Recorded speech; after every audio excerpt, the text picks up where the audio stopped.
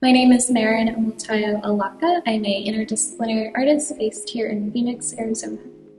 My name is Frésquez. I am an interdisciplinary artist also based here in Phoenix, Arizona.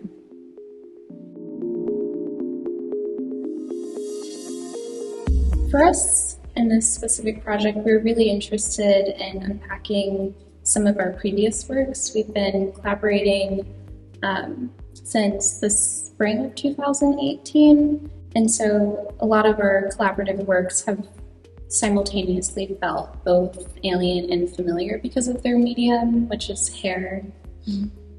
Yeah, so we decided that we wanted to basically write a backstory or a lore to some of our past work and then just expand on it from there.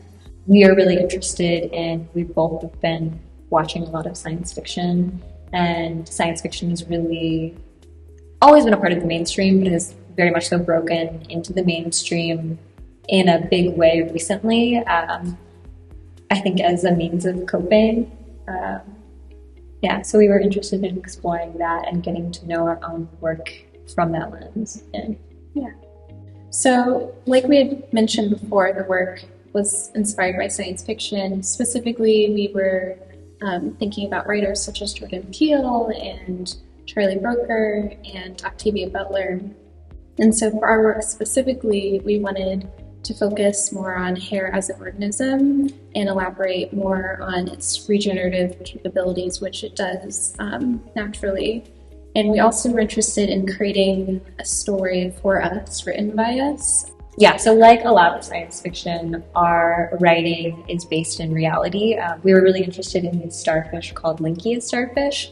And so they have the ability not only to regrow limbs when they're severed, but that severed limb can regrow its own body.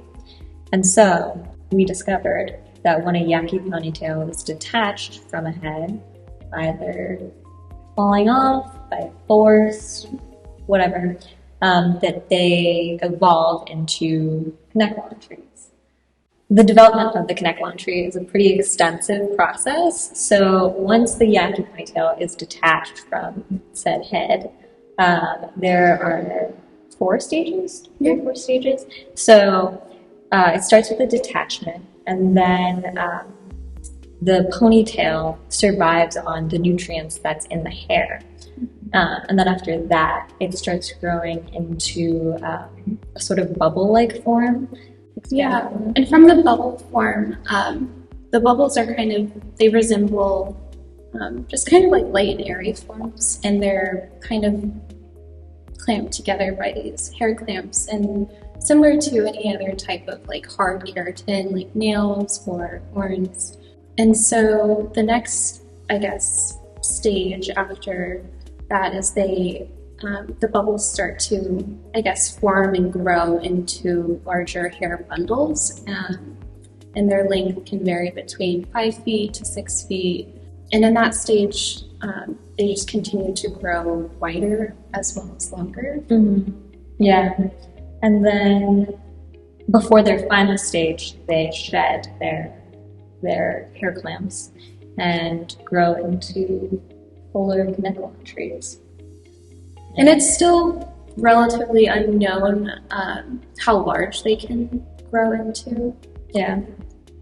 The science is still evolving. Yeah. The research is still being done. And we have been cultivating these trees since the spring of 2018. And it's hard to tell how much hair has grown from the original yaki ponytails, but it is a substantial amount, and the weight remains unknown. Along with the connect-lawn trees, we decided to present a collection of combs that were hand-carved and formed, and we wanted to present these combs as kind of a set of artifacts. Mm-hmm. Yeah, and we were really thinking about the history of museums being these cultural institutions that have authority, like we said before, and the way that craft has been presented in this context. And also thinking about craft as a way of connecting people throughout time and connecting ourselves to other people throughout time. And yeah, they're titled Future Artifacts. And we were really thinking about the word primitive and how it's been used in museum contexts and what that means exactly. And so I think we're sort of unpacking that. Yeah. And I guess also another aspect is, for us, these objects kind of serve as like a window of time for us. They're markers of, our body and our labor. One of the combs is actually a double-headed comb that's specifically measured and shaped for my head and to fit Sam's head. Yeah. So they truly are like marking our bodies at this, time and place. Yeah. We're also really interested in looking at museum spaces and museum texts as a medium themselves, and thinking about them as spaces that have really been acted as cultural authorities in communities, and we wanted to play with it as a medium. Mm-hmm. Yeah. I think that this work has made me think about my body in very new and different ways, and so I think that that's something that I hope for people. But I hope people feel or leave feeling a little bit more curious than when they came in, maybe a little bit more confused. Yeah, I think both are good. Yeah.